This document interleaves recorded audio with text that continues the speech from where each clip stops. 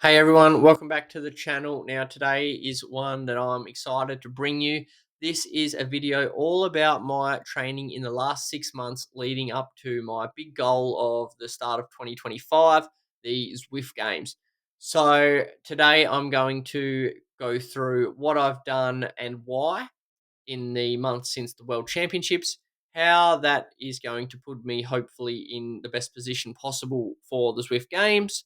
I'll include some data from my training peaks, my Strava, that kind of identifies that I'm probably the fittest that I've ever been. I'm going to talk about the Zwift Games profiles for this year. So, how I've tailored my training to make sure that I'm well rounded to succeed at the Zwift Games. I'll quickly link it back into how I did last year at the Zwift Games and the results from that one. And I'll show you the routes for the Zwift Games this year, which you might not have seen. So, they're within a month now. Um, and all the links are available on Zwift Insider. So if you want to check them out, you can.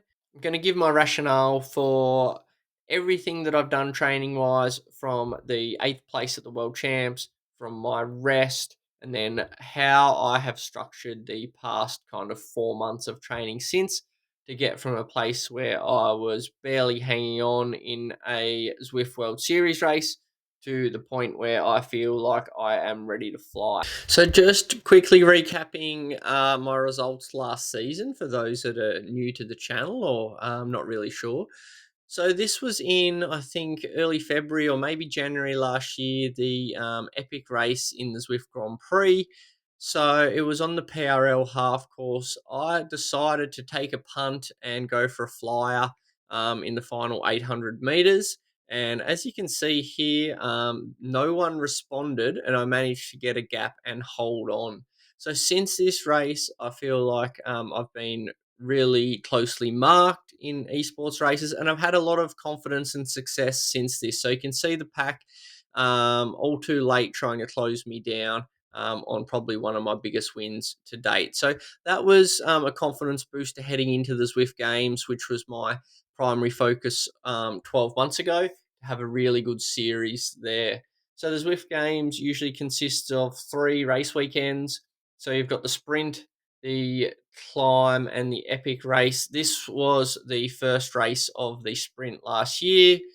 Loop-de-loop course. The first 30 riders would advance to the second race. So it's a bunch sprint here. I'm in the bunch, and I was really concerned about this race, having been 40th in the elimination at the World Champs the year prior. But we managed to have a really good last kind of 40-second sprint, and I finished 4th across the line in that race to advance to the next stage. Now I had no kind of uh, no goal to really think that in this next race that from the final 30 that I could place in the top 10 against the caliber of sprinter here. So anything would be a bonus, but I rode a really smart finale. I was really patient and used my power at a really good time. So I think this was like the Jurassic Coast course from memory.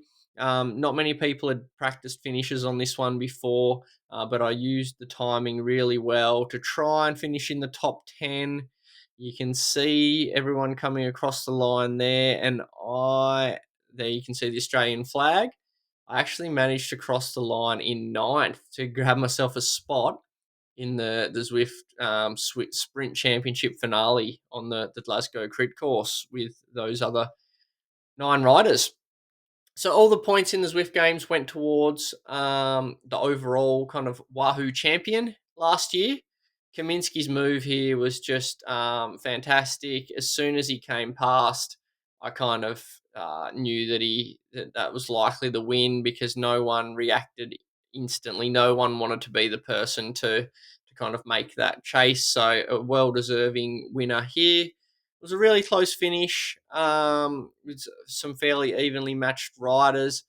I essentially think the leaders right from the pack right now, it was pretty much reverse order by the finish line. So some of the guys that timed it really well finished in the money. Now there was prize money for the top 3 in this race. I think I missed third place by about 0.03 of a second, ending up fifth behind Kaminsky, Vidar, Teppo, and Barnes. Which so the results will come up on the screen from the sprint championship. So there I am, fifth place. I was super happy with that. Honestly, couldn't expect more, and that set myself up for a great championship. We went into the epic race. The course wasn't really, it didn't split things up that much. Um, Too many strong riders, and we came to the Hillycom finish. Neil Fryette and Leonard Tugels were too good. They cleared themselves out from the field. This is Neil's bread and butter, this kind of finish. It was a fantastic kind of last 80 seconds from him. I'm in the bunch here contesting the bunch sprint, and with Ollie Jones, Brian Duffy, Thrall, and those caliber riders, I end up finishing fifth again. So super stoked with that result on this course. And that actually, after 2 weeks, put me in the lead of the Wahoo overall championship. So I got to take the leader's jersey into the Alp the following week. You can see the results heading into the Alp. So it was a pretty nervous kind of week, unexpectedly leading the Zwift Games. But on the climb, the real strong climbers came out in fourth. The depth was honestly incredible, and some of the riders' performances on the day were really fantastic. So I knew that my limit would be, I didn't really want to be doing more than 6 watts a kilo for the Alp. Didn't feel particularly strong compared to what I've been like before World Champs and stuff. And I was just kind of hanging on for dear life, knowing that at this speed that there was significant draft available. With 7K to go, that I was split off the lead group and couldn't hang on anymore. It was about then that I realistically knew my Zwift Games chances were probably heading out the window. I knew that Freddie was going to finish right at the pointy end, and he was within striking distance given how many riders were still in that lead group. And then Tom Thrall was also having a great day, and I think Leonard Jash was also in the mix. I wasn't fully aware of this live leaderboard at the time, but I just knew that it was slipping away. But overall, it was a great experience. And once everything was said and done, and the results were verified, I actually ended up fourth, equal second on total points, though.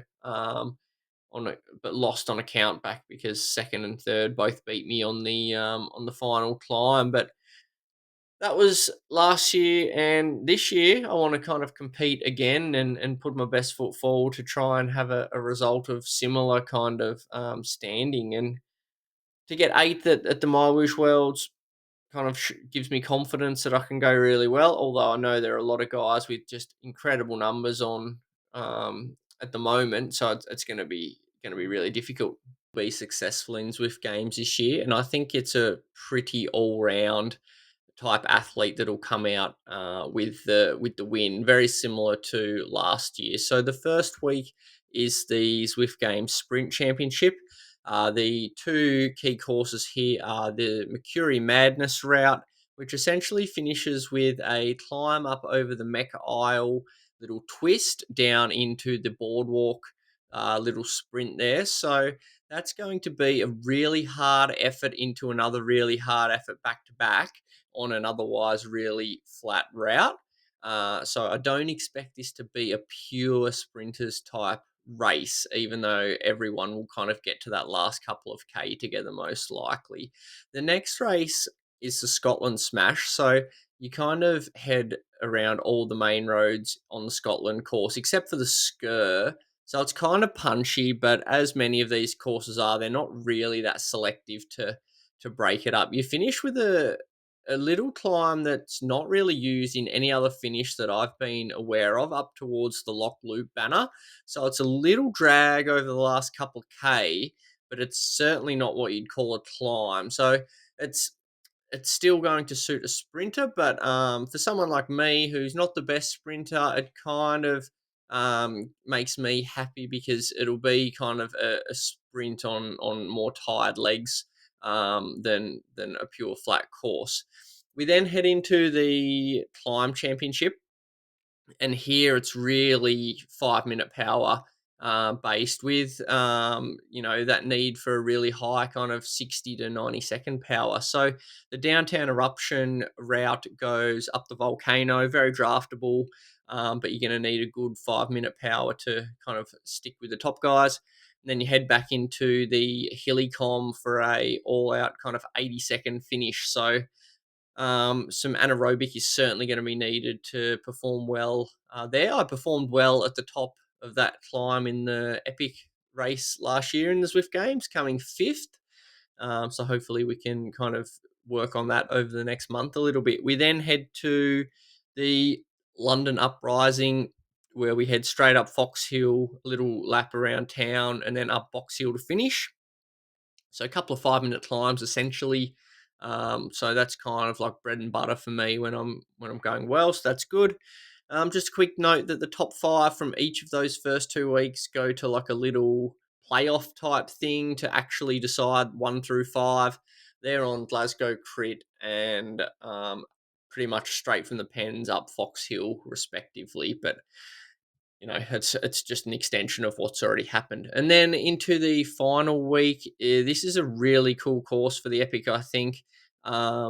So basically, you head up the Jarvis KOM, you then head up into the jungle, the start of that Epic reverse, that steep little kicker that people probably did in ZRL recently, down through the jungle, up the Mine Mountainside, both of those little draftable KOMs before turning up the top half of the grade. That's a really good climb. It's extended, but because the first half's very draftable, it'll be strong. But then it's going to kind of come down to who's got that 5 minute left over the top of the grade. You then descend the epic forward, and then you kind of go across the bypass and then back up the final 2/3 of the epic. So I'm thinking that's probably a 10-minute climb. Um, so yeah, a couple of repeat kind of 10-minute efforts in that final epic race will be the pinch points there. So across the 3 weeks, we've got some 10-minute power that's going to be important, some 5 minute power, a bit of 1 minute power, and then obviously some kind of fatigue sprints probably in the first one. So it's certainly an all rounders type event. So that's dictating a little bit where my training's heading in the next month. I now want to compare a training week from the start of this build up to a training week now to kind of explain some of the differences in the preparation. So if we go by this Monday, I did a little bit of a warm up into a group ride off the map where the focus was on threshold type efforts. So I purposely chose this group ride to be aggressive and do some breakaways. You can see by some of the numbers here that I really focused in on those steady kind of focused efforts to hit that training goal at the time. Now, this was about 6 weeks after the World Champs. I'd already done a base block and a bit of tempo, and I'm starting to head into some threshold work. A random run, we stop that crap now, and then an afternoon session of some alternate 5 minutes. So what we did was essentially 5 minutes at sweet spot and then 5 minutes close to threshold. Repeated that for 40 minutes to kind of top out that day there with that focus on the zone 3, zone 4 in that little block of training. So I did that one with Nile on one of the climb portals. I then went into Tuesday, where I think I did an easy ride in the morning with some rusty legs, and then I had ZRL in the afternoon with the guys. So a TTTs always work that kind of threshold over under stuff. So you do some VO2 turns, some tempo in the draft, but overall you get a good combo from it. Wednesday, I had some tired legs, so did a little bit of a makeup ride with some zone 3 and some zone 4, some zone 2, 2 hours, just a little bit of a hit of everything with some tired legs there. And then Thursday, I think was an easy day. Went into Friday, again, you can see like a lot of threshold and tempo by the graph there. Felt really nice in that one, apparently. I then had a 3 hour ride with Gatesy joining for some of it. And again, we kind of tapped into some climbs with some longer climbs and then some shorter ones as we went on, starting kind of zone three, finishing more zone four. I like to do a 3 hour ride pretty regularly with some efforts like that. That day, just some zone one with a couple of blasts to start the morning off, and finish the week with a little race on Training Peaks Virtual.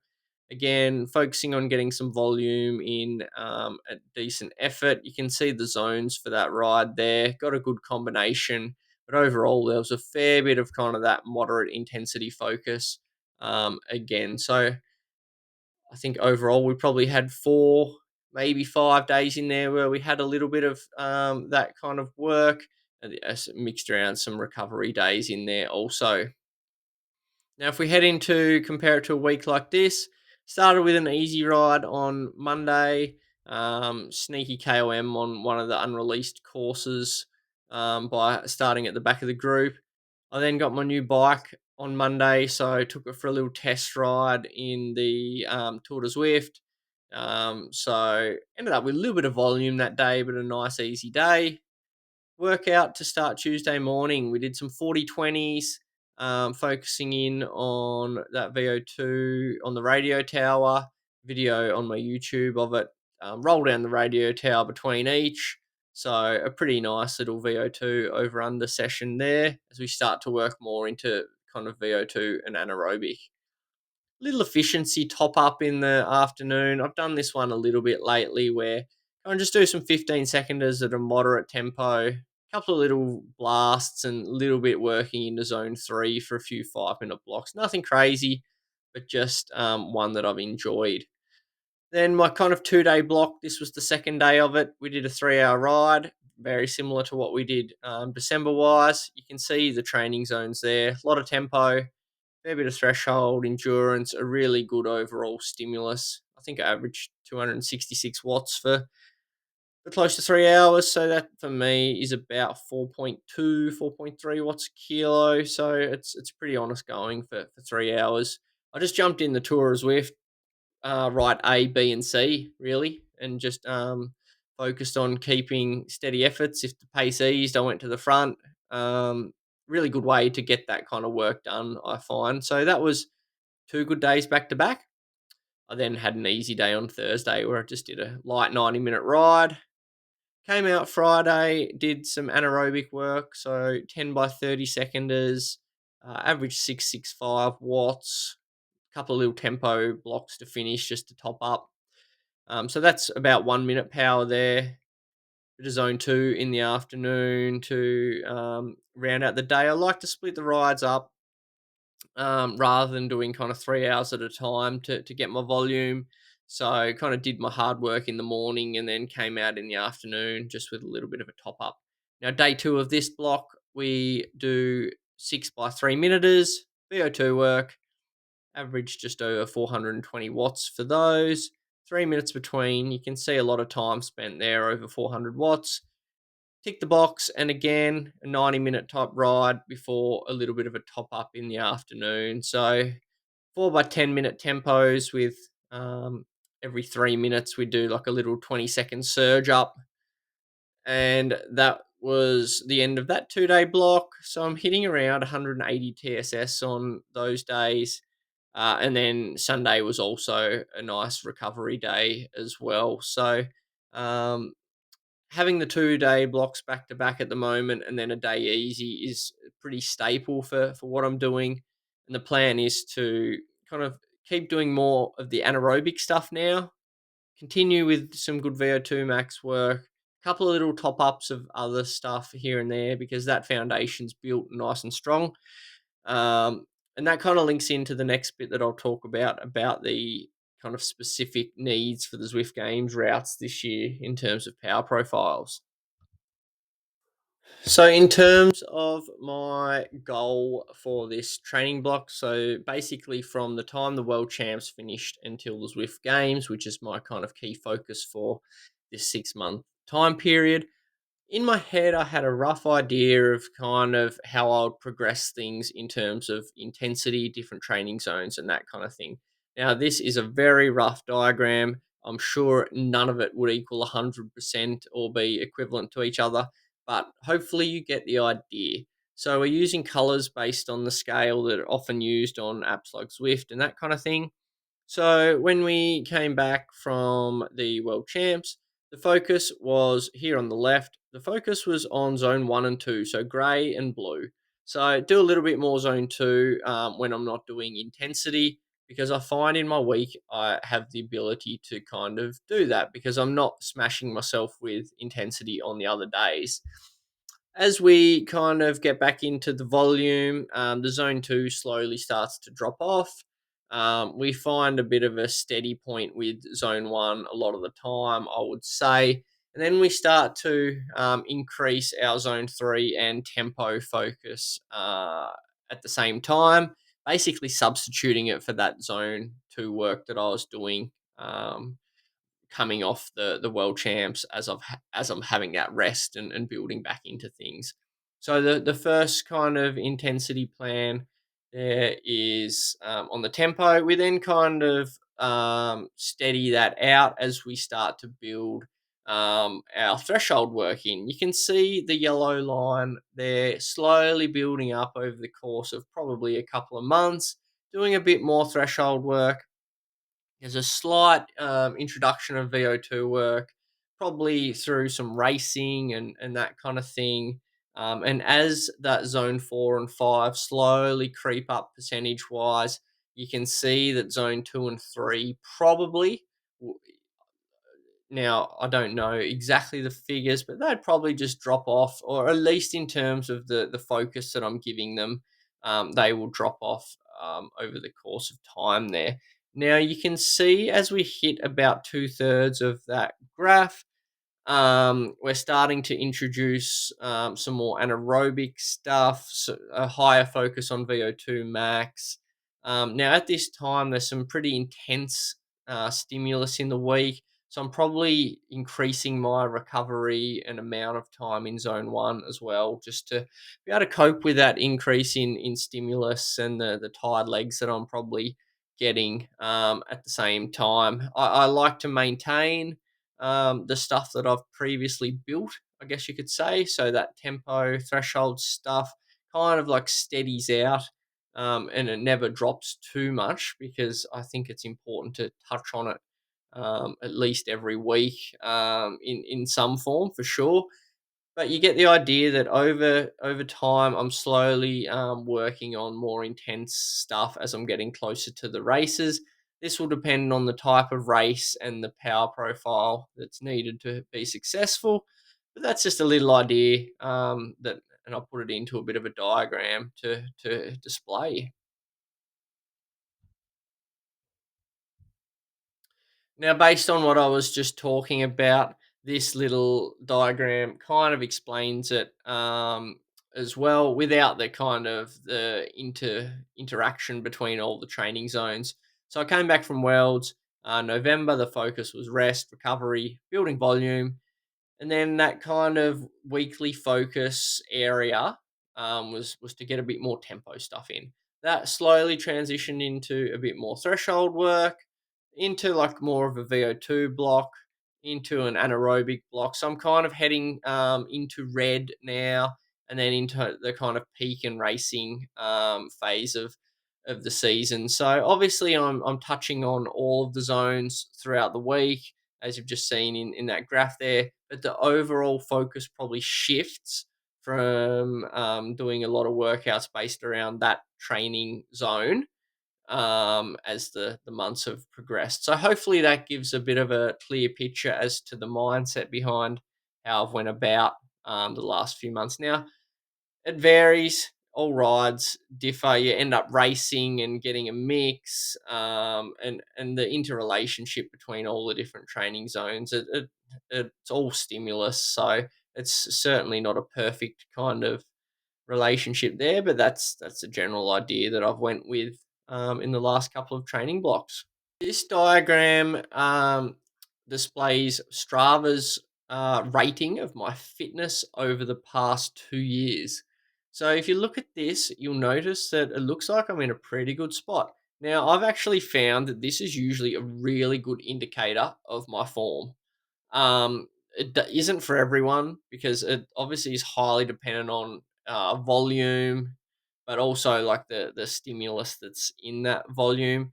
And essentially, I've always found with my training that the more I've done, the better I've been. Now, a little note on that is probably when I was riding outside, is probably the only time that this wasn't true. I think I was doing too many hours with not enough actual hard stimulus in there, and I'm riding far, far better these days than I was back then. But in terms of my running career, the more I did, the more volume and intensity, the better I went. So you can see I was at a pretty kind of stable plateau state for a long time when I was pretty much just racing most days.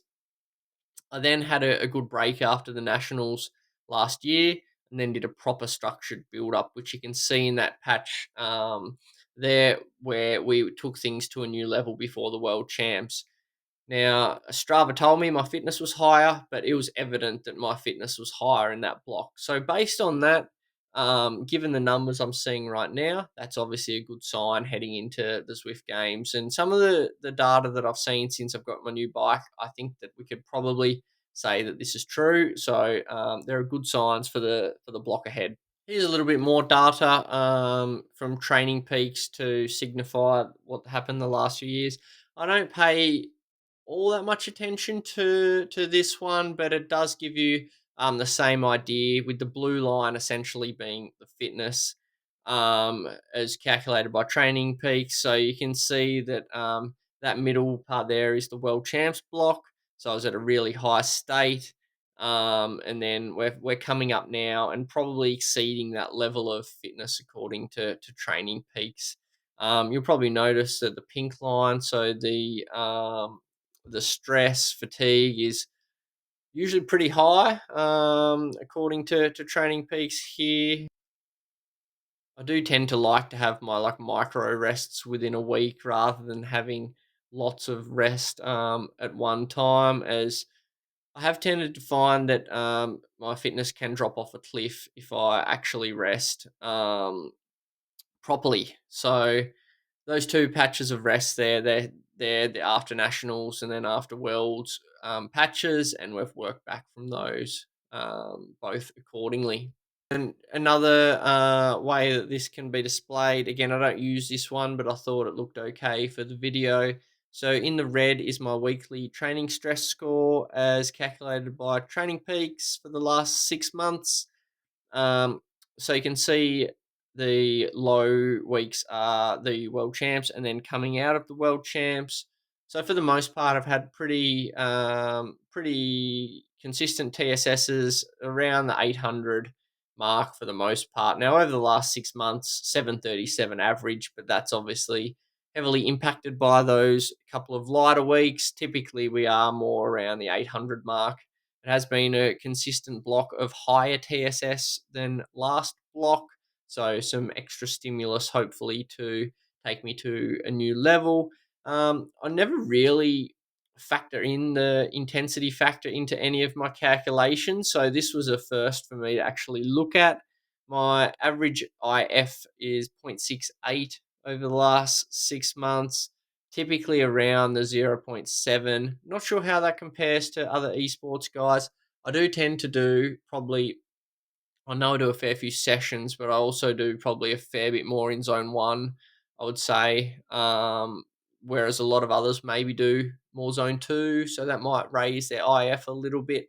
So I'd be interested to see kind of where others stand in that, but that's kind of where I come out because I do a lot of kind of dawdling in my warm ups, my cool downs, recovery days, and that kind of thing. So that's kind of where things stand and how I've built upon the last block to hopefully put myself in a better spot to be the fittest that I've ever been on the bike. And here you can see the consistency. So um, I never have trouble getting the work done. I'm a man of routine, and you can see my training time there for the past 12 months, according to Strava. So apart from those scheduled breaks that you can see at the end of March and in November, everything's been pretty consistent. This block in particular has been close to 16, 17 hours the majority of weeks. So I think I'm putting myself in a good place a month out from the start of Zwift Games. That the base is there. If I need to kind of focus a bit more on the intensity, maybe a little bit less volume, the opportunity is there now to try that out a little bit. Maybe drop the hours by one or two, kind of like what I did before the World's Final. I did a few more, probably 14, 15-hour weeks in there, but that's a good indication of my consistency over the past year. So there you have it. How good would it be to have a Goldtron? I certainly don't expect that I'm the type of athlete that will ever have a Goldtron in my garage, but it would be so cool. It would really match my nice new bike, which how cool does that look, by the way? So thanks for watching. Hope you got something out of that one. Like, subscribe, do all that kind of stuff. Helps the channel out. But we'll see you in the next one. Cheers.